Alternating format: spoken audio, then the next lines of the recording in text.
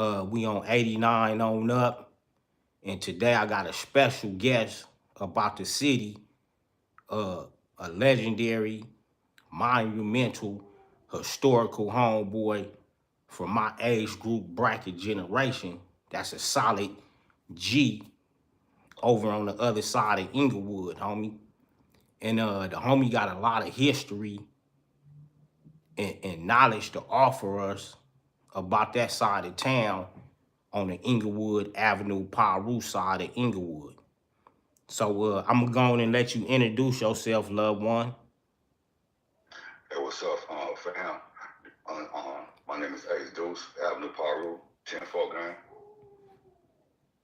Uh, Ace Deuce, with us before we dive into a lot of the history over there in the Avenue PiRu's in Inglewood. Uh, I want to ask you, what generation would you consider yourself? I consider I consider myself a 90s, 90s generation and an 80s baby. You know what I mean? Right, right. Uh, was you born inside of Avenue PiRu hood, inside of Inglewood, or did you move somewhere else and migrate to the city of Inglewood at your beginning times of your youthful age?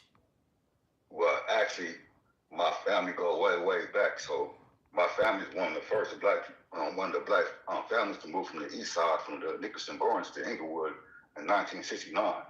So my father played ball at, won his championship in '74 in Morningside. My uncle was the first black quarterback, David Dorton, up at Morningside, and he went to he played like 4 years for the Dallas Cowboys.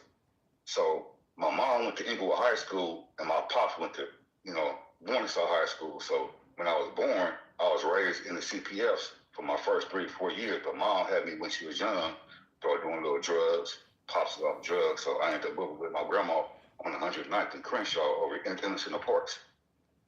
Right, that's inside the Center Parks. Yeah, basically Right, 109th, right. 109th. Everybody know that spot. That was like a little hood spot. Nigga was doing my thing and shit out that motherfucker. Everybody know about that house on 109th. You know what I mean? Right. So to take us back at the beginning times, homie, so that'll let us know that you was Inglewood bred and born. Uh for how far you take us back on the history. Uh Mm-hmm. so falling in, what elementary schools did you attend? So I went to Rutherton, right there on the 111th, and Yukon up in the Center Park hood, and then I went to Monroe and the Center Park hood / Mafia, in between the Avs. I was like the kind of like Crozier, you know what I mean? Right. And I went to Morningside, so I went to all schools in Inglewood, born and raised to all the schools in Inglewood, right in my hood. Right. And at what age was you at that time, dog, pushing through them schools? Shit, I started Center Park. I started going to Rutherton. So Rutherton Elementary is in the park. So it Okay. used to be called Center Park, and then they changed it to Rutherton. Okay. So I went to Rutherton. I started there, and shit, I graduated in '87. So I had to start there probably 1981. Right.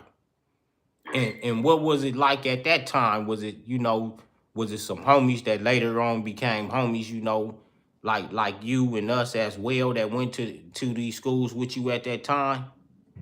Well, it's some legendary cats. You got Muggsy. He played football. He was a legendary Morningside football dude. He's from Center Park. You got rest in peace B-Rap. Center Park. That side of town has got legends. Each generation got legends in its own. So I could name out a couple or three, four, Chip, Bink. Shit, I could name. I could keep going on. It's so many dudes over there that Right. had names in the '80s. You know what I mean? Right. So going in from grade school and now we hitting junior high. What was the junior highs that you attended, or was they all collaborated in back then? So I went to Monroe. You know what I mean? So one thing about that's right across the street from the bottoms. It's in between. It's right basically across the street from the bottoms. So that was my first experience. My first time meeting dudes from Crenshaw Mafia.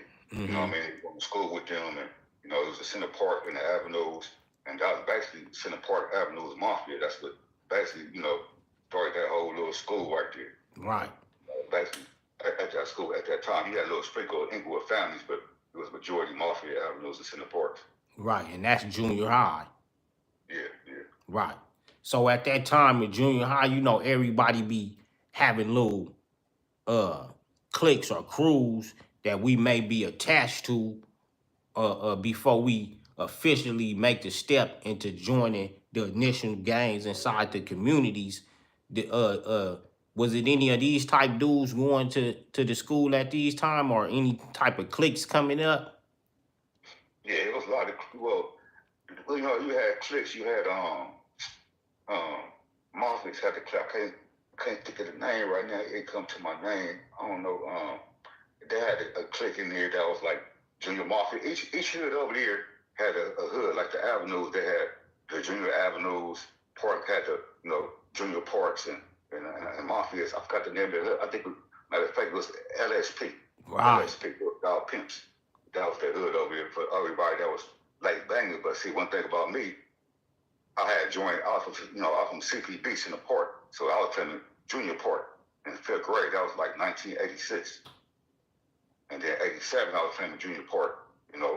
I put on G-Nut, rest in peace. I was running with Squid. My nigga Lil D Capone got put on. Who else was running with us? That was like my 3 little clique right there. Then we started off from there. You know what I mean? Right. But and then when I went to Monroe, by the time I was in the 7th grade, I was already 3 years banging in. You know what I mean? Right.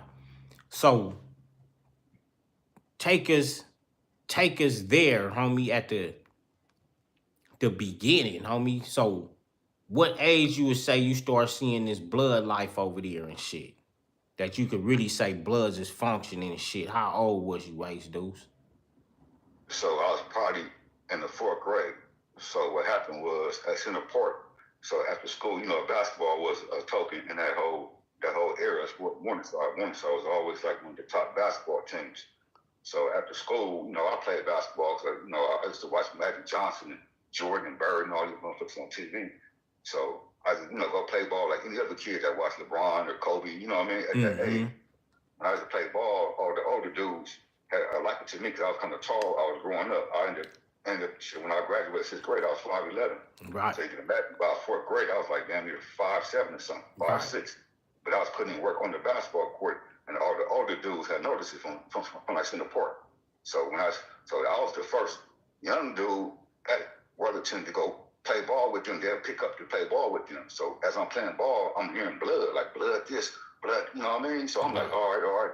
So then after, finished playing ball, they got their own little cut. All the homies go to the cut. They over there banging, drinking, got the bitches. So I was the only nigga that allowed over there to come hang with them because I played ball with them. So they was like, it's all little niggas. So they was kind of like grooming me low, on the low, but I didn't know it. I was just going over here. You know what I mean? So when I used to go home, I started hitting them in the park on the, as a BG, start hitting them on the piece of paper, CPB. I called myself Spook because I was dark skinned. Started hitting in the mirror, hitting the blood. That's when I started picking it up, like 4th grade. I was Right. like 85. Right.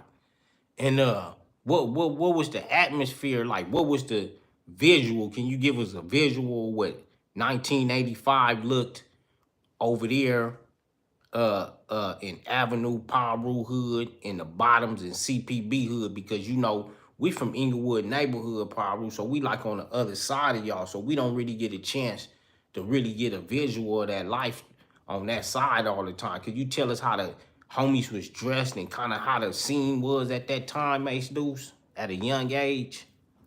Well, at that time, I didn't get it put on. So basically, I switched.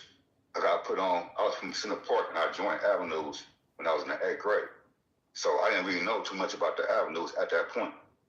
So I just knew about the Mafias in the Center Park because that was our neighborhood from, Crenshaw all the way to PiRu. So the Mafias, those motherfuckers was like, you know what I mean? That shit was like, as being a kid, that was a blow to your eyes just seeing motherfuckers, banged out, chucks, flags, about 200 motherfuckers hanging out, just straight gang banging. You know what I mean? Right. And matter of fact, my nigga Lil Hawk, when I was in the, I grew up with Lil Hawk whole family. You know what I mean? So, when I was partying in the 6th grade, Blood let me belly around the bottoms with him. You know what I mean? That was my first thing. That's the bottom fucking with Blood. And so you saying then, and back then I could imagine in our age, it looked in how bottoms hood it was then. You would hit there, homie, and it be looking like it's about 50, 60, 70, 100 dudes on every street damn near, homie. So Yeah, I can funny enough. imagine that, Yeah, yeah. it's in the parks. They was making their money. You had Bink, rest in peace, Lil Bink, B-Lo, B-Rat, shit, this my nigga Dick Capone, he stayed on the 8th. That's how they got 10 He stayed on the 8th. Right, right. Shit, they had some killers over there too. You know what I Right, mean? shout out D But Capone, but yeah. the Mafia Good was just a little bit different, and one side split the whole 3 neighborhoods. You got to the north the Mafia, so you got the northern side, and to the south you got Center Park, and to the east you got the avenues. So now you 4th grade, you get a visual of the homies over there, you pushing CPB. By time 8th grade hit, you fall into a transition over to the Avenue PiRu, homie. What brought about that transition? If you could tell us a little bit about that, Ace Deuce.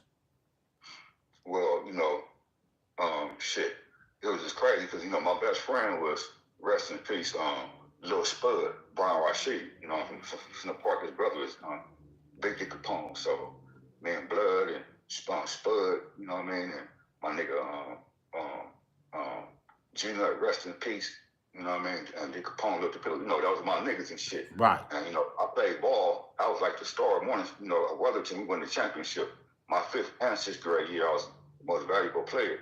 So everybody knew going to junior high school, I was gonna be the man. At Monroe. So when I went to Monroe in 7th grade, I won the championship against Crozier. Boom. Get to 8th grade. That was my whole life changed. But at the 8th grade, I'm just playing park ball, and I'm playing, for my junior high school, I'm averaging like 40 points a game. So I ran into Sean Dees and Shorty. You know what I mean? And I gave them about 40 points, beat them. And then I ran to Bozeman. We had a battle.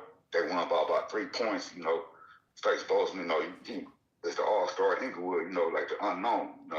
You go Harold, Minor, and you got Paul Pierce, Byron Scott. But States Bozeman right there. You know what I mean? So I was going against him, and I was eating everybody up. So one day after the game, Sean Dees and Shorty came up to me and was like, "Hey, we want you to play for our traveling basketball team." I never played for a traveling team. My parents was off crack. I didn't really have no family support. It was my basketball was I was playing, and my grandma knew I was good. She put me in sports, and people picked me up. If my family ever took me really to games to go play, it was people always picked me up and took me to games. You know what I mean? That's how my potential. That was had a more balanced family. You know what I mean? So when I started playing traveling ball with these and them, they started bringing me to the avenues. That's the first time I ever went to the avenues. And keep in mind, at that time I liked clothes and I liked stuff, but I was, I ain't gonna say a mediocre dresser, but I was, 7th, 6th, 7th grade, I'm wearing khakis. You know what I mean? You know how it is. I think 7th grade we're wearing troop. You know what I mean? And niggas we're wearing troop with the red flag. I'm going to my road, red flag around my head. You know what I mean? Khaki suits every day. You know what I mean? Chucks. You know what I mean? So I get to the avenue. These niggas over there, got $300 gas jeans on, pulling up in motherfucking Benzes and IROCs at that time, and that shit blew my mind. Niggas had this mad bitches, and all of them were stars of the basketball, and at Morningside at that time. All my big homies now, you know what I mean? So I came over there, it kind of fit where I was heading. Fit where I was like, it wasn't like motherfucker was selling out or I want to go on inside. It was just, there was this popping, and I was intrigued. You know what I mean? So you fall over there through the basketball transition and finding more of a home fitting with the homies because you was good on the courts and the homies was good on the courts over there. Yeah, And then two, when I was messing with the center parts, like, B-Rat, all my homies, my big homies, they was kind of in their prime banging, 28, 27, 25. So they kind of was doing their thing. They really didn't have, I ain't gonna say they had time for me, but it was just my little homies, and then they were separate. So I wasn't getting that gangsterism.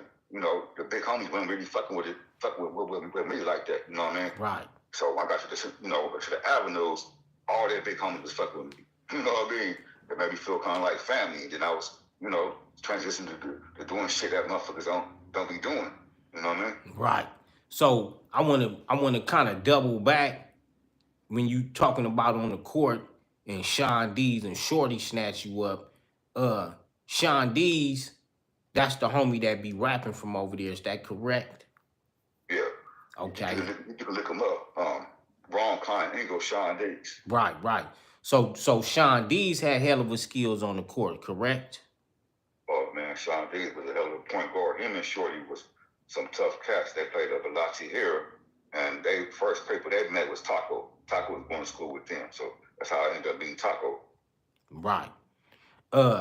So it's a lot of history before I just go into the banging of it, homie, because the homies over there was hell of a tied in with the sportsmanship of it. And I also looked and seen, I had new in history, and we finally be able to bring it to light that the homies was part of the Hardwood Dream documentary and the Morningside 5 documentary. Could you tell me how historical and monumental that whole thing was with y'all playing sports, homie? And was it any other homies that was tied in with the sports from other hoods besides Avs? So how it was monumental, like I told you, when I was in 8th grade and I met the homies, they were doing their thing. They had all the fly cars, fly bitches, fly cars, Right. shit. I was intrigued. So actually, my big homie, Big Ace, because he was the star basketball. He was the star point guard for Morningside. Big T Mac, where Mac Dudes Dominic, that's in the documentary. This big homie was the MVP, and he was the LA Times player of the year. You know what I mean?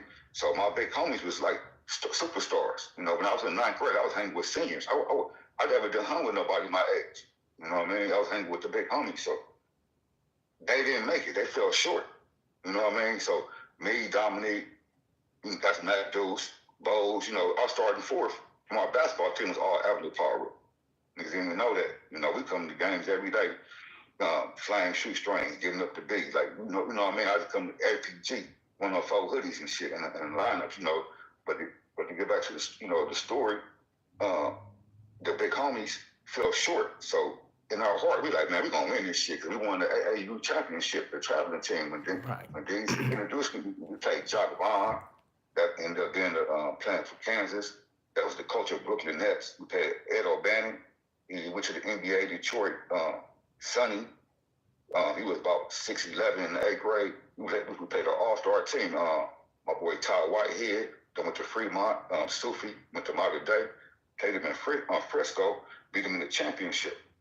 You know what I mean? And it's forever inked in because it's AAU at that time. So we took that same team, the Morningside. So our 10th grade, we went to this championship as 10th graders and lost. And that experience, the next year, we like, man, we're going to win this shit. We ended up winning the state championship. So, the producers that made Hardwood Dreams heard about us. Like, man, he heard about these 5 juniors that won the state championship, and they averaging about 15 dunks a game, and they're exciting people to come watch. You know what I mean? So they came in to Morningside. They wanted to make a documentary. It was called Hardwood Dreams, and Wesley Snipes, who had talked over it, he was the voiceover of the whole video. So they followed us a whole senior year and got the inside of our lives as 17-year-olds transitioning to 18-year-olds transitioning to graduating. And it came on Fox 11 TV in 1993. And yeah, go ahead. And then 10 years later came in, it was called Hardwood Dreams 2. It came on Spike TV in 2003, which they did like a 10-year follow-up to see what we were doing now, to see how our life was going. And then 2016, they did a 30 for 30, and they called called Morningside 5, where they kind of took the footage from when we were 17, 28, then 35, and mixed it all in one. And it's pretty dope, man. Representing the city. We was the first people and the only people in Inglewood to win the state championship in basketball. Right. And a lot of people don't know that, homie. You know what I'm saying? And we was banging out in the PiRu. Right. So with that going in, is y'all schooling, winning the state title and all that. Was it ever conflict with y'all taking it on the road with this, with other schools that had homies that was tied in like y'all that was cripping and all that? Was it ever confrontation when y'all was going to these other schools? Well, at that time, Morningside is on that list of schools not to take your kids to. The only how you go to Morningside to play sports. So, Morningside was kind of like Morningside, Fremont, Centennial, Jefferson, Jordan, Locke, like certain schools you don't want to go to, you know what I mean? Yeah. So everybody at the school, like Morningside was damn near 95% gang members. You know what I mean? So yeah, that was all. But so when y'all traveled, did y'all have little, little tension? Man, we got the phase everywhere we went to. We played manual arts, got to it with the 40s and the 30s and shit. Had it all out, brawl out. With the Sarah, had it all brawl out. Then the Titan Crips told us we come to Hawthorne. They gonna put hands on us. The whole team came in khakis and red chucks. The whole team. The whole team flamed up and shit. We came out the game, but what was happening? Yeah. Like, before the game and after the game, and every game I played, we had crabs up in the stand. No, my bad, Crips. Yeah. I ain't really banging no more. And right. I respect Key Ways and the homies, but we used to have Crips up in the stand, giving it up, you know what I mean?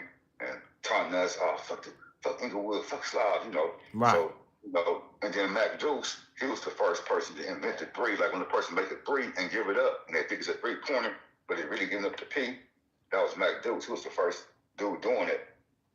And people trended off of Mac Deuce doing it. A lot of people that wind up becoming NBA players doing it and all that. Basically. Right.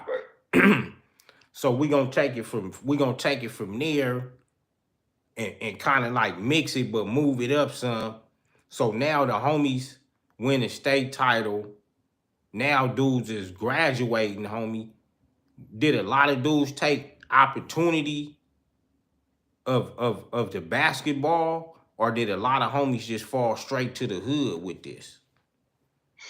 Well, it's interesting because, it's documented in the Hardwood Dreams and Morningside 5. So, Mac Deuce was a star point guard at Washington State. And, when you got a lot of gangster in you and you got the hood in you going to school and you white school, sometimes being young is kind of hard to take the hood shit. So Mac Deuce went to school, about to go to the NBA, motherfucker go up there with allegedly with 10 pounds of weed. He was selling weed at school and get caught up and got kicked out, from school, and ended up going to New Mexico State and ended up finishing his career and graduating there. But he didn't go to the NBA. He played overseas, and then States Bowles, was a star player up at USC, and he ended up playing for the Houston Rockets for their summer preseason. For their preseason, and he was the last person cut. So that's the farthest he went. He had Corey Sappho. He went to Long Beach State. Sean Dees went to San Diego State. He didn't play ball, but he graduated in the honors. Sean Dees was the valedictorian at Morningside, and damn near the valedictorian. Dees one of those smart dudes, And then I ended up playing ball up at Cal State Bakersfield. Right. So transitioning from there and now hitting the turf life, homie. Going full-fledged into PiRu. What was some of the legendary big homeboys before we just dive into that? What was a few legendary big homeboys from PiRu, homie, that you heard of over there at the beginning before you just start meeting a lot of homies? So before I started meeting a lot of people, the first motherfucker was a motherfucker named Avery. This motherfucker was like the real Devo in Inglewood. This motherfucker about 6'5", light-skinned motherfucker.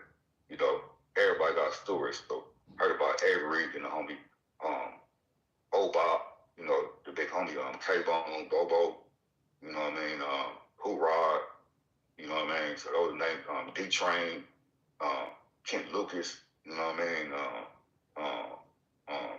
Mike Blunt, you know what I mean? Right. Names like that, you know what I mean? Right. Somebody else had Yeah, oh yeah, one more name, T-Cat, the big homie T-Cat. Right. You know, he went to jail for a hot one, but he been home for about 10, 12 years. Doing good. Right. Somebody else told me to ask you about a Skinny Kenny. Was he back in the days too? You ever heard of a homie named Skinny Kenny? Yeah. Skinny Kenny from the hood. Right, Yeah, right. And what about an OG homeboy, KG? Are you familiar with him? Oh yeah, KG the big homie. Yeah. You know what I mean? Right. KG the big homie. You know how it is. There's certain homies that's hustlers. There's certain homies that's, with the business. Certain homies that's just, from the hood. You know what I mean? So KG, he was one of those homies. You know what I mean? I never really heard about him just out in the streets because my big homies in the 80s, they did their thing, but there was more hustlers. You know what I mean? There was the money dudes in Inglewood at that time. Right. You know what I mean? So what generation? Because I know me and you, we like cut from that same cloth where we could kind of speak about our turf, homie.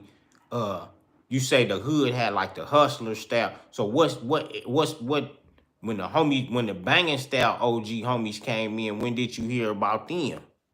When it started changing from the hustler to just the hood, how you think the hood came about? You would think over there. Well, shit. Well, the hood, as far as forming the hood, we was in last place over there. When I got put on the hood because nobody looked at the avenues as gangsters. They looked at them as the pretty boys. You know what I mean? You get the mafias, it's in the park at that time. The dress code was khakis, chucks, flags, you know what I mean? And the homies over there, they was wearing Guess and shit, Timberlands and all that shit, you know what I mean? Jordan and shit. You can tell they're really bang. They might have flame on, they don't have red on. You can tell they're bloods, but they didn't wear their attire to think they're, on the banging level. But they was banging, but it was just, maybe had some red Jordans on and a red Jordan shirt. You know what I mean? So what generation you think changed that whole segment to like the homies being, and I don't want to jump too far, but what era you think changed it to where the homies picked up a more traditional style of the blood uniform back then? Shit, 1990s, you know what I mean? 1990s changed a lot of stuff, early in the 90s, being puppies, we had situations for us like we got rushed by the mafias up at the El Camino football game. After the game, we got rushed. I was a puppy. So that was my first experiences of having another hood rush you and had to go through and being, having more people, being, I would number it because it was probably about 70 to 12, 70 to 20. And I couldn't run, back then, you just, a person can't run, so you got to take that ass with them. Right. So that was my first experience as far as, okay. And then the situation happened with the homie and the female, because back in the day, everybody had, girls, like the mafias, got their girls that grew up over there. They had family over here, and the M's, they grew up as little kids together. And then, you had the dime block hookers, they had some people called, their girls were called the Giants. Then the Avenue girls, our girls were called the Tags. And then the weirdos girls was called the Littles. So one day, from the hooker side, when they grew up from the Giants, went with the homies to one of their house, and I'm gonna keep it 100. Some must have had a foul because he went back and told the hookers that the homies, pushed up on them kind of strange. You feel me? So the next day, at school, because the hookers and the weirdos was the football team. So you got football team about 60 motherfuckers, so you got 30 motherfuckers on each, side that's older than us, and they're lifting weights and shit. You know what I mean? All that shit on the football shit. So I go to the dentist, I come back, they rush the homies, like 50 of them rush the homies my 10th grade year. Shorty, D's, Big Gordon, was there rush like 4 or 5 of the homies. So following that weekend, it was kind of on. That's kind of what started our kind of gangbanging because people would look at us like, oh, these niggas pretty boy. These niggas don't, you know what I'm saying, gang bang, look the way these niggas dress. These niggas is saying blood and running around here with us, but dang with that, you know what I mean? So that was kind of like the test, like niggas tested us, like, what these niggas gonna do? So that kind of started the whole 90 generation. And how it started is because, boom, we get to the hookers, you know, it was gunplay and all kind of shit going on, you know, and keep in mind, I'm going to Morningside, you know, avenues, at that time, we might have been about 8 little homies, 9 little homies. And they got the football team, you know, be the weirdo hooker. You niggas like 70 deep. Right. So let me pause you just to interrupt you. So it was like the homies had the basketball on lock, and the other homies of the blood card damn near had the football team on lock. Basically. Right. Okay. So back into what you saying, that's pushing the homies onto building a reputation of Al PiRu for our generation, is y'all hanging with the homies, but the homies ain't taking y'all serious. Yeah. So you can, That's so I'm gonna let you go ahead and finish that up. Yeah, for you could tell us what took the homies to the next level. Yeah, so, you know, when that happened, you know, the homie Bobo, you know, Bobo and Big Lee, that was all the homies from the folks. See, in my hood, we got 3 blocks. We got 104, 108th, 109th, 104th was, you know, 5th Ave and 4th Ave and all that. That's kind of like the left side. It's kind of like the homies that's really, you know, dressing fresh and playing ball and got the bitches and banging. Then the 8, you know, Hoorah and the homie Spook, all them from the 8, they all live in the 8. So the 8 was straight gang members, khakis, chucks, doing their thing. The 9 was kind of like the 4, you know what I mean? Gangsters, chucks, playing sports and all that, hustling, you know what I mean? So when homies got jumped, we called the big homies, you know, like, man, we got jumped by the dudes in school. So that was like the first war that we was in, that we actually had to, you know, pick up weapons. And we had to, you know, put hands and be aggressive. And, you know, and what made the homies, you know, at that time special, we was on the, you know, we took it to people. You know, we was offensive. We was coming. We might have been the shortest, but we coming for y'all every day. You know what I mean? So we got to it with the hookers, boom. The weirdos wasn't feeling it. You know, boom, get to it with the weirdos. But before that, the homies was beefing with the mafias. But the mafia, the Big Sick, and them said, I wasn't involved in that war. And that was Big Sick and the homies at that time war. So now at this time, we beefing with all the bloods in that area. You know what I mean? And right before that, on my street on 109, you probably remember this back in the day, 5 Denver Lanes got killed by the Captain, you know, PiRu in a drug deal. Right, so this what they allegedly say, yeah. Yeah, so at that time, it started trickling down like fucking PiRu in that area. So at that time, niggas hitting up PK everywhere, so it was just on with everybody over there. You know, so at that time, we get into with them. Now the homies, we at the full blown war with let me stop you. Let me stop you right, because I want us to stay lined up where everybody can catch it.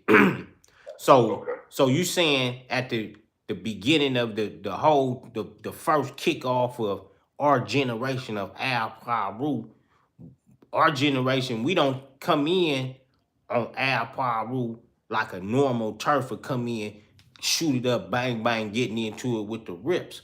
Our generation falls straight in Al PiRu, taking on a beef of establishing ourselves with the surrounding homies, damus that was around us. And then we falling into a legend billing of some homies that was allegedly had a PiRu title around it. So our era of PiRu in 89, 90, we fall in straight to like a straight homie type of collage situation before falling into it with the Crips. Is that true to say? Well, at that time, we was at war with the hard times and the 111s, you know what I mean, and the Watergates, because you know my hood is surrounded by Crips going down Van Ness. So right, you know, at that time when we was at war and we was beefing with them, our numbers were so low. And like I said, that was a start of it. So the whole community was kind of seeing the whole war and who was winning, and their eyes. You know what I mean? So that was the tested time to truly say 89, 90, 91. That was tested time for your generation? I'm gonna start about 91. 91 be the tested time. When that shit happened. Right. So So as before people we go go into on, the as hard people see time, how before we people see go how, into the hard time hustlers and them the other Crips that's around y'all, because I want to ask you about them separate okay, than this situation. So okay, now, Ace Deuce, you seeing the homies is over there, you know, trying to set the record straight with the homies on. We pushing the line over there, and we get caught up in the rapture, and now PK becomes a issue on the wall, and you saying how the homies wind up having to deal with that. So what effect did that have on the homies at that time, homie? shit. Well, the homies wasn't that deep. Maybe it was 40 deep. So 40 niggas, we had 40. 40 niggas ready to go. It wasn't no weak shit in our spot, but the effect of it was as the war went on with people, and people started seeing how we got down. We started getting deeper. We went from shit. 20 to 40, 40 to 60. We had about 80, 90 homies. You know what I mean? So that was the effect of the whole situation of us getting into a lot of people that kind of made us who we are. You know what I mean? Made us, I ain't gonna say made us start banging, but it was just like from that point it was on. And then the homie Bobo had died. That was our big homie. He got shot. And then he ended up dying from his injuries and up in jail on the raid and giving his medicine. So that kind of made us go crazy. So we was just really on. We was ready to take on anybody and everybody. You know what I mean? Right. So going through that transition, you know, building a reputation amongst the homies and getting the record straight. Did the homies on that side, did y'all ever wind up coming to grounds and getting back on that, you know, that blood unity in that community area over there? Oh man, yeah, right now, man, 2024, you wouldn't even think it happened. I got love for the Mafia, you know what I mean? Went to school with them. Me and Big Wad, we had the squad in my 10th grade year, you know what I mean? And we went through a lot of shit, with them. I ain't gonna say over the line. Yeah. So between all that, we ended up coming together because, niggas was young and dumb, had egos, and, I mean, trying to prove a point, but that's just how the situation went down over there. Because, when I got first put on avenues, and I was telling people off in PiRu, they was like, man, where avenues at? Like, you know what I mean? So 2024 is like, niggas know where avenue is and where it's from and who avenues is, and that's my generation, you know what I mean? Right. Okay. I want to ask you, can you give a shout out to a couple homies in that surrounding area, homie, starting with the CPBs. That's from our age group generation, from like us, CPB, couple of mafias, and a couple families, homie. Shit, man. Shout out my nigga Squid, you know what I mean? My nigga J Dog, my nigga Lil Dick Capone, my nigga Lil B, rest in peace. My nigga Hey Baby, from family. My nigga Frankie from family. My nigga's crazy. That nigga in jail, Hey Baby in jail. Yeah. My shit. My nigga Lil Hawk, shit. My nigga Big Wad, shit, man. So these niggas B-Low, rest, Right. Bank, Right. shit, that's how the town just, a lot of niggas, man, a lot of legendary, legendary niggas, man. Yeah. I can't stop, Bugsy and shit. I'm from the park and shit. Like I said, Big Chip and shit, keep going on and on. Even Hooker E from Diamond Blood Hookers, that nigga was a beast. Right. You know what I mean? People really don't know about him. You know what I mean? I think he was a basketball coach for Morningside girls team for about 5 or 6 years. He was doing his thing, Kenny Ray from Weirdos. That nigga Pops and Little Pops from Weirdos. You know what I mean? Just we all went to school with each other, so motherfuckers was just wild all together before we start, beefing with each other. You know what I mean? Right. And we could say in today's time, you know, and I can say too, because we both from the same city, that we in good standings, that we all like this, and you know, communication and in hug arm length of one another, due through the pain and triggerations we went through setting the stage with one another in our generation time, homie. Before we flip into a whole different chapter of this, I want to ask you, homie, what type of homie was Big Wad, homie? Because a lot of homies be having a lot of good things. I even had a story about him. What type of pleasurable homie was Big Wad to meet, dog? Man, Big Wide was the funniest motherfucker ever. That's all we had to fight.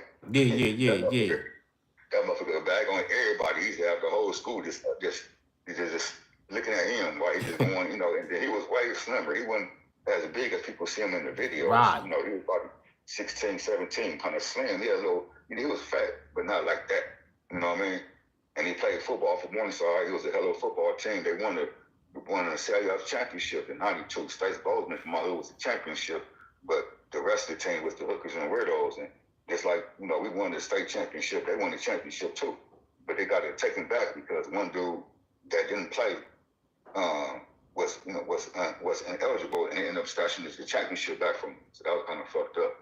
Right. But Big Wally was a solid dude. You know, one day I was on the yard and a bird shit on me. I had my bull jacket on with the hoodie, like niggas was wearing in the '90s, the famous bull jacket. You know, motherfucker shit on me. And he started laughing, ha ha ha ha ha ha ha ha. You know what I mean? So I kind of squared up with him. That motherfucker put me against the gate and choked me up. I couldn't move. You know what I mean? Yeah, yeah. I was like, damn. You know what I mean? He got me. He should have just took off on me and knocked me out right there because he had me. But he let me get up. So when he got off that ground, you know, nigga went to work. You know, I don't say I won that squad, but, you know, there ain't no doubt about it. But that's my nigga, you know. Then, you know, they tried to rush me. The older couple of dudes tried to rush me and ended up taking off on them. So as a 10th grade, they kind of seen like I was with, you know, I was one of you know what I mean? Right. Man, Big Wad, man, that motherfucker was good. You know, he put a lot of my homies on Sean David music. He was talented, man. Big Wad is a legend on that side of Inglewood, man. He gonna on be everything. pissed, you know. On everything. Hell yeah, we got a chance to have him over in the hood hanging with us at one time, homie. And hell yeah, hell of a good homeboy, dog, from our era that we truly know and can say good homeboy, dog. You know, matter of fact, my grandma died. I mean, that was my grandma raised me. You know, I told you my parents are drugs. My grandma raised me. When my grandma died, that was kind of, you know, it's still one of the hardest days, or even to look back and think about. But he called me, man, FaceTime me at the hospital. So I put it on Facebook. My grandma died. He called me for talk about 30 minutes, man. So that was, you know, he had a lot of love for me, man. We got a lot of pictures together too, man. That's my nigga. I was in this video, PiRu Love 3000. He called me like, hey, Juice, come to the video, you know. So slowly but surely, after beef we put apart. And like I said, we didn't even, like, the shit we went through, it's like we never went through it. It's like, that was some young, dumb shit. And we just moved on, you know what I mean? Right into the PiRu Love video in 2003 and all that. Yeah. Like I said, before we flex into the, you know, the Crips, the ops at our immature mind state, before we go into how they had the turf in like a C, you know, formation style, I want to go into, like you said, we popping at 89, 90, 91. What year did the Banging on Wax hit? So Banging on Wax probably hit about, let me see, might have been 95, 90, or not. No, matter of fact, I think it was 93 when it hit. 93. You know, Leak, you know, that was my, you know, Leak was my nigga. I met him up in 7th grade, and Ron, you know, when I got put on the hood in 8th grade, and Lee got put in the hood in 8th grade. We all got put on around the same time. Mm-hmm. You know, Ron, but man, those some, you know what I mean? Those some good dude, man. Ron, you know, a lot of people don't know, but Ron's cousin is corrupt. So they was getting into a lot of battles, and then you had Mental from IVC. IVC, when he was, you know, I don't know if he's from Mafia, but when he went to Morningside, or you know, or went that way, you know, he's a rap with them. You know, Mental, you know, I don't know why it was Bang rapping band, but I think it was Green Eyes from Family that was rapping at that time. Right. You know what I mean? You had Lil Laniac from Lane's rapping. You know what I mean? So at that time, that was like my little list, and quick. But at that time, the homies that I was rapping and banging at that time. So, like when that hit, did that help bring extra notoriety to Avenue PiRu since we was reemerging of that new generation of PiRu, homie? Did that whole banging on wax thing, did it help bring hype to the turf? Oh man, hell yeah, man! Everybody knew Ron. Ron is the face of the hood. You talk about Al Polo, they're gonna say Ron first, Big Ron, because everybody knew his music. I played ball up at Charleston Bakersfield, and I had dudes from Alabama. All that shit, they come through my CD collection. They let it looking, and the first thing they put on is Real Ron. So, everybody shit from the east to the west, Pyru Love and Ron as a rapper. Then Ron was the type of dude he would go film for people, so he help people with the music. So that effect on banging on wax, man, that shit changed the hood because it was well known, worldwide that Al Paru is a hood. That he kind of correlated with us playing ball. We playing ball and they rapping. We went in state. They make a move. So at that time, it's like the athletes, kind of coming up doing their thing, kind of getting a little look over there. You know what I mean? And all the parties we went to, they played. As soon as we come in, they banging on wax. Everywhere you went to, you hearing banging on wax. It even got to the point a motherfucker drive down Crenshaw and you hear somebody playing the seaside and shit, motherfucker might end up chasing them. But you know what I mean? Yeah, It was yeah, that's how it that was whole then. album was crazy, homie. Yeah, You know what I yeah. mean? Just around the streets. Hey, and so how did y'all take with the homegirl Red Rum, homie? Like, how was she to the turf over there, homie? You talk about Bloody Mary? Yeah, yeah, yeah. Bloody Mary, my bad. Yeah, Bloody Mary, she was like, man, I didn't know she was that tight till I heard her, because they used to always tell me they going to the studio to make this banging on wax, Lil Lee, him, Big Y, Bolo, you know what I mean? They say, hey, with the studio, they tell me, come up there, come up there. I'm like, man, come up there. And then when she came up, I'm like, she's come to say, Bloody Mary, she's from Compton. She didn't really grow up in Inglewood. So she came to the hood through Rum, you know what I mean? And ended up liking the hood. We had homegirls over there. She was fucking with Miss Sick and Miss K-Bone and, other homegirls that was monumental at that time that was banging. She came over there and pushed it and was loving the hood and started rapping it, you know what I mean? Right. Uh, by you speaking on Lady K Bone, homie, I know her, good homegirl and everything, homie. Give a homie, you know what I'm saying, good advice, a supporter, homie, and everything in the righteous cause. Could you give us a few more legendary homegirls from Al Paru so the homegirls can get their respect over there too and they flowers? Oh shit! Right now we got one of the homegirls rapping, Ash Bash. She doing her thing right now. Rest in peace to homegirl Pia. She got killed a couple of years ago up in the hood. Right.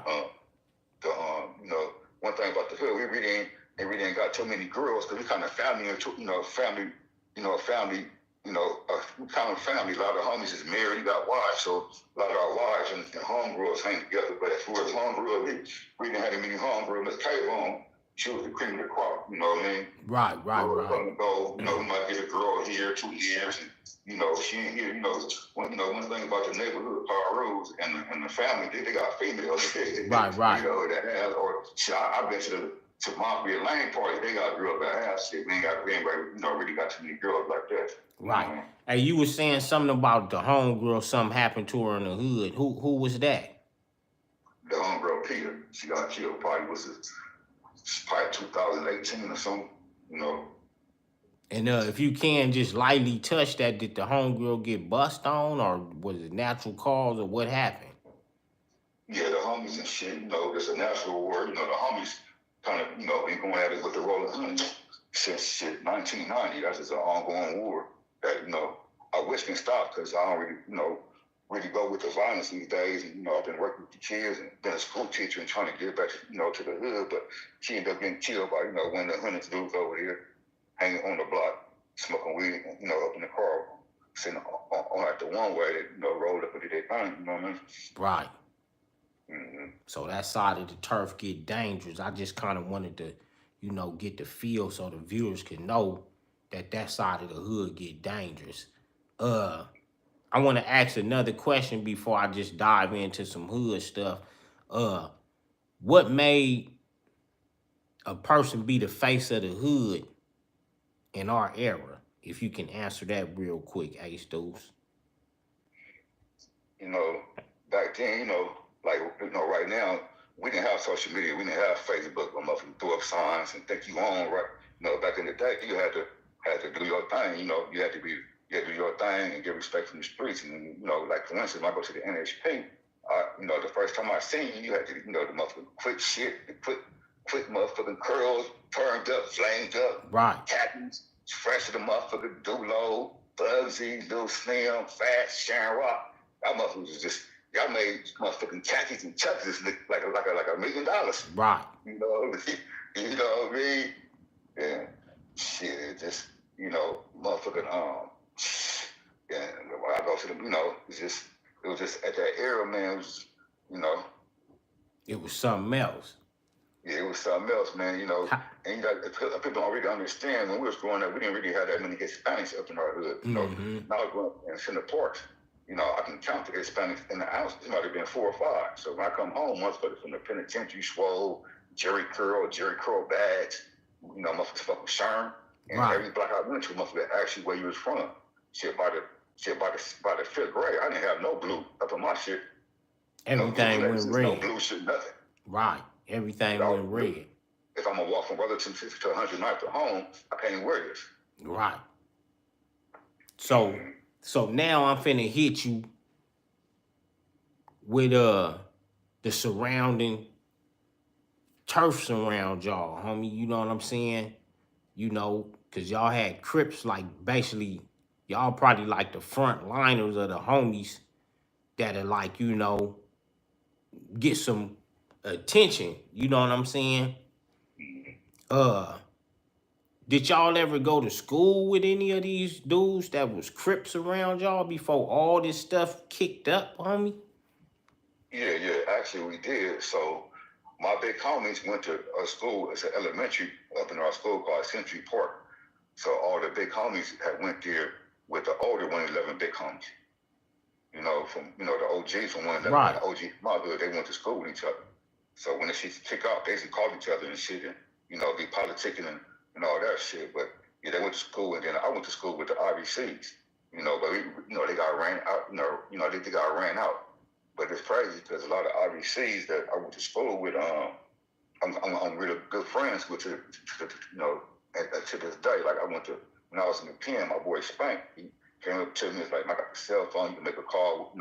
He saw me, he got know me growing up playing basketball and my rep in Inglewood on that side. So I got to the pen, he gave me the phone for a couple of days, and I don't know kind of lick he had, but she put $4,000 on like my books.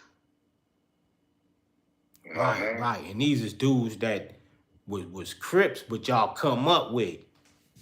Yeah, but we was beefing though. We weren't beefing. See, like one thing on the covers on my hood, we start the city of Inglewood from Van Ness. So when you coming down Century and you cross Van Ness from Los Angeles, you come to the avenues on the left, families on the right. But then when you going down Van Ness all the way to like PiRu, that's the avenues on the right, and then you to the left, it's the hard times. Go down. It's the 111s, then you go across PiRu, it's the 115 neighborhoods. Then to the right, it's the Watergates, and then IBC is a little bit down. IBC, we had our little incidents, this and that, but we had more of a beef with the Rolling Hundreds. Right, that been more long going than in history than the other ones. Yeah. Right. 89 on up. You know what I'm saying? We serving G stuff, not Ye stuff. And we gonna come back with a part 2. And the homie gonna give us the rundown on all the Crips around him and a couple encounters on how the homies had to set the stage on that side of town, homie. I appreciate everybody that tapped in with us. Salute and much love. Ace Deuce, I appreciate you coming on for the part 1, man, on everything. Much one love, man. And one thing, I love what you're doing, man. I respect that, homie, what you're doing. You know what I mean? Right. I've been having a couple of people asking me already, like, man, come I'm like, man, I'm cool, but shit, Big Pint, homie, you a G. You know what I Right. mean? Anybody Appreciate you listening on right now, homie, everything. Big Pint's a G from Inglewood, homie. That's 100. Man, and I look at you the same way, homie, because you know if I'm going to reach out to certain turf, I'm reaching out to homies that's cut like us, that the big homies don't mind us kind of like talking our stuff and speaking about the turf, homie. And I already knew if I couldn't get the original big homie I wanted, they already told me to go hit you up, and we already stay in ties and contact anyway. So man, this was good, homie. And I know when we come into the other part two of it, it's gonna bring the whole thing together. We're gonna be able to talk about again of other legendary homeboys of our age bracket that's here and not here no more from Al PiRu. And we also get to hear about a few different names that's riders from the hundreds, from the IVCs and Watergates that you guys know and came up with banging in our youthful lifestyle, homie. Okay. All Okay, right, like that. appreciate you, man, on everything. So I'm gonna hit you and tap back in with you. All right, bet. All right, bet. Oh, Yeah, man. So yeah, man, we gonna come with the part two tomorrow, man, and bring it in and let the homeboy, tie us in with that side, dog. Interesting history of the homies from Inglewood Avenue PiRu. I'm gonna run through a couple of these comments, man, and thank everybody that came in, dog, on everything, homie. Concrete Wave, one love. 818, much love. Hey, Muhammad Ali, homie, on everything. Tap in with me through Instagram, man. Let me buy you a coffee or something, homie, and show my appreciation for you tapping in, and supporting and kind of, blocking and moving these suckers up out the way, man, that be hating, homie, on everything. Uh, Life Fool, what it do? Mr. Brooks, much love. Off top, what it do? YG Luke, Ammo Shot, good looking out relative, how you doing? Pirate, what it do, homie? Uh, Black Attack, Evelyn Ivy, Gerard Park, what's up, loved one? How you doing, dog? Paying homage, what it do, loved one? Yeah, that banging on wax, homie. You couldn't play. Some homies would throw the tape out, homie. Rather if you was crippled blood, you call yourself bumping that side in one of the homies' cars. The homies would straight pop your tape out and throw it in the street, homie. You either get down for it or let it ride, homie. Get punked in the car with all of us. Big ups to 89 on up. Keep kicking your stuff. Appreciate you, most deaf. Off top, those was good old days on everything. Rest in peace, Red Rum and Bloody Mary. Did the avenues function with the Bompton power rules and sets, man? We're gonna come back for that on second. On part two, we're gonna catch all that. What up, G Half? What's up, Reg Dog TV?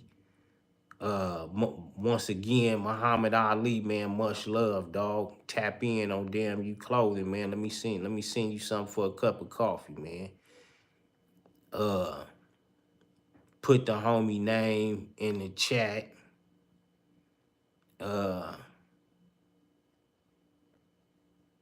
You was bringing it, born and salute all the time, homie. Salute, big homie. C. James, much love, homie. Crenshaw Factor, Whoop Gang, Inglewood love, homie. Paying homage, D's Roll Kind Ingle, yeah, that's the homeboy. D's, that's the homie. Ryder, homie from Al PiRu. Shout out Shorty. Shout out Big JoJo. All the homies over there, dog. OG Big Sick. Gang of the homies. OG Kent. Big Blim Capone. What's up, big homie? Who else did you know? Low down from 20s. Nah, I gotta see the homie or something. Do you believe in God? I believe in higher powers. That goes into that Black Jesus stuff. I just believe in higher powers, homie. I don't put no colors on something that I asked to bail me out of escape or help me during the crisis. Tap the three dots. Uh, blood sending love from the East Coast all the time. Double I love too, homie. Inglewood Town. Adam G, much love, homie. You got to respect the OG. Doesn't matter the flag represent on the real, blue or red, homie. Culture live all the time, homie. And also, homie, I wanna just say respect to all to the Crips and Bloods. We might have Crips on here that might get, we get caught up in our history talking, and sometimes we might slip off a dialogue and say something, whether we Crippin' or Blood, homie. And that ain't no intentional, no disrespect that someone should take. But sometimes we do get caught up in our history and content. And by us being the host and we interviewing homies, they sometimes, we let them just do their thing, homie, and we'll follow up and correct on the homie. So just to let people know, homie, whether we have a Crip or a Blood on the show, and sometimes we might slip off and say something, let's don't take it personal, homie. This is our history. We all still learning by the day, and we all still sharing our culture by the day, homie. And we helping each other and supporting each other through these times, homie, of us venting and getting a lot of things off our chests and minds, homie, that you be surprised, homie, what some of this will do for some of us just telling our stories, homie. You know what I'm saying? It take a lift of pressure off of us, dog. Uh, don't forget Black from Family, Red Rum, BIP, much love, homie. PiRu Love Eternally is a classic. Yeah, Crips ain't, yeah, they always sharing everything on PiRu Love video of that banging on wax, homie. Her voice on RIP in half. Who else we got on here? Yeah, Bloody Mary had a hell of a voice, homie. AWOL, much love. Dwight, tell him about your basketball days. Who else we got on here? CC Riders, Whoop. Shamrock lived on 107. See you cool, real ones give detailed thing.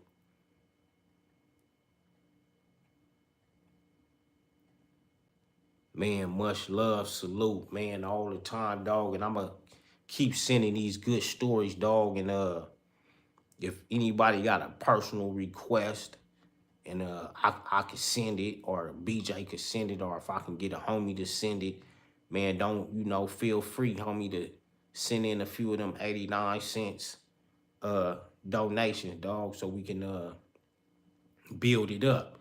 Cause a lot of us content creators, when we serving these stories, yeah, we might scrape a coin or two off of YouTube salary, but these is $1 million stories that we serve, homie. So I feel like whoever got a number name or a number street or a hood thing that we go by, people shouldn't have a problem, homie, with helping us sell these stories, which is a chapter out of book, which is a copy.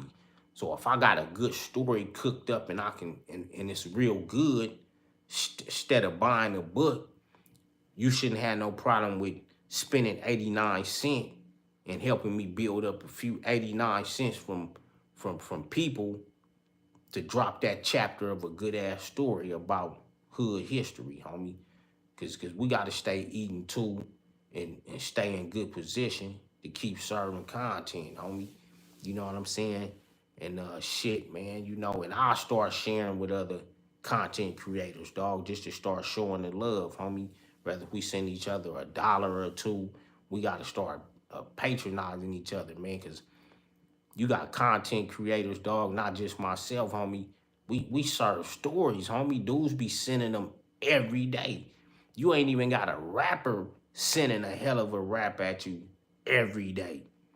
So man, we got to start sharing for each other, caring for each other's. So us content creators, we can eat a little bit better, homie. Even the females, homie, we need to get a line on some of the female content creators and send them a dollar or two, and then encourage them sisters to send us males content creators a dollar or two, and just start sharing as a YouTube community. Because homie, we selling $1 million stories, sending them every day, homie, on everything, dog. So people gotta appreciate that, homie. And we selling these stories we selling is book stories, dog. And with that being said, homie, much love. 89 on up, G stuff, not Ye stuff. And we're gonna just keep sending history, dog. And I got a few more lineups of a couple dudes from 60s, names that was kind of popular, you know, in my time. So, tap in, man. 89 on up. Send your donation on that copy of a chapter out my book on popular 60s. I'm out.